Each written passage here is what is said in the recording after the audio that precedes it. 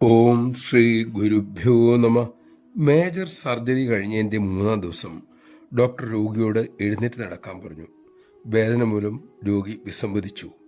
ബന്ധുക്കൾ രോഗിയെ പിന്താങ്ങി. ഡോക്ടർ ആകട്ടെ കടുംപിടുത്തം പിടിച്ചു. രോഗിയെ ബലമായി നടത്തി. നൊമ്പരത്തോടെ നിലവിളിച്ചുകൊണ്ട് രോഗി നടന്നു. രോഗിയും ബന്ധുക്കളും ദുഷ്ടൻ എന്ന് ഡോക്ടർ മനസ്സാ വിളിച്ചുപോയി. പക്ഷെ 2 ദിവസം കഴിഞ്ഞോടെ രോഗിക്ക് വേദനയില്ലാതെ നടക്കാമെന്നായി.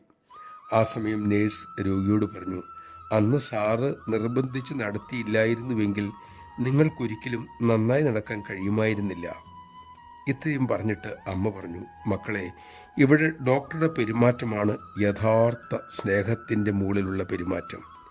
ബന്ധുക്കളുടേത് സഹതാപവും.